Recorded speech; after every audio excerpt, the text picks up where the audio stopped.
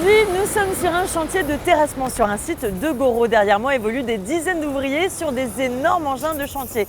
Pour que tout se passe bien, il faut bien sûr respecter des règles, surtout des règles de sécurité. C'est pour ça qu'aujourd'hui, nous allons vous parler de protection collective.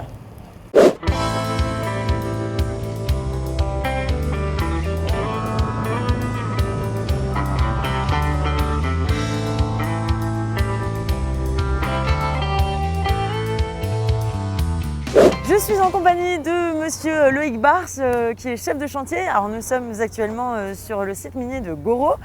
Alors Loïc, qu'est-ce que c'est que la protection collective ? Alors l'ensemble des protections collectives qui sont mises en œuvre sur les chantiers permettent de régler la coactivité des travailleurs, puisque chaque personne individuelle n'est pas censée savoir ce que fait l'autre travailleur. Donc on met en œuvre une signalétique standard que tout le monde apprend, hein, qui peut s'apparenter au code de la route déjà essentiellement. Et ensuite on a des protections collectives spécifiques qui sont mises sur les engins pour signaler le recul d'une machine, pour signaler la présence de l'engin spécifiquement. Et tout ça permet à l'ensemble des gens qui traversent ou qui travaillent sur le chantier d'être au courant du mouvement et de la circulation de tous les engins.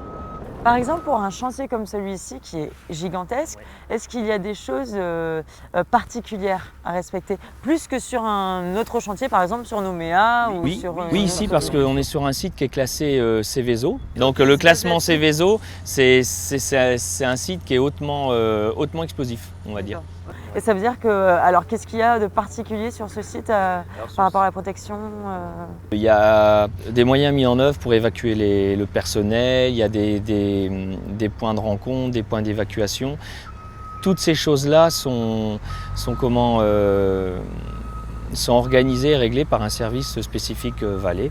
Et toutes les personnes qui travaillent sur Valais sont au courant de tous ces points de rencontre, de tous ces moyens qui sont mis en œuvre en cas de problème pour évacuer le personnel et protéger l'ensemble des gens qui travaillent sur le site. Ces mesures de sécurité peuvent paraître exagérées, mais il faut savoir que sur un chantier, les risques d'accident sont très nombreux. Cela peut aller de la blessure légère à des situations dramatiques. La sécurité de soi, mais aussi de celle des autres, est donc primordiale. Une réglementation en matière d'hygiène et de sécurité a donc été mise en place en Nouvelle-Calédonie. Bonjour Safa, merci de nous recevoir et de répondre à nos questions dans PEPS.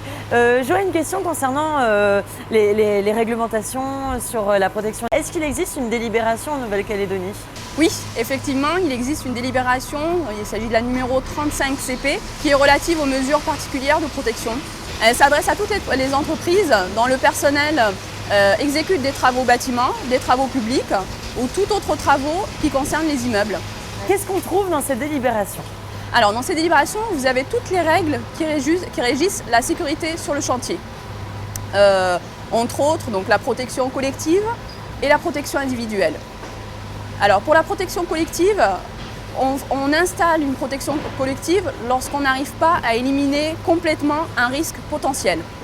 Pour les protections individuelles, c'est lorsque, malgré le fait qu'on puisse avoir une protection collective installée, le risque persiste. Donc il faut qu'on équipe nos employés de manière à éviter ce risque. Alors je vois depuis tout à l'heure que vous tenez un livre dans vos mains. Alors qu'est-ce que c'est ?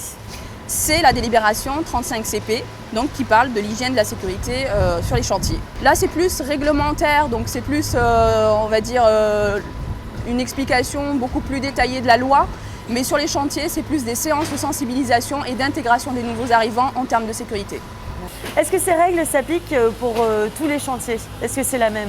Tout à fait. Alors la protection, ou du moins la sécurité est la même sur tous les chantiers. Maintenant, ce sont les équipements en termes de protection collective ou individuelle qui peuvent différer selon la spécificité d'un chantier. Je donne un exemple. Pour la protection collective, dans le bâtiment, vous allez voir ce qu'on appelle les garde-corps.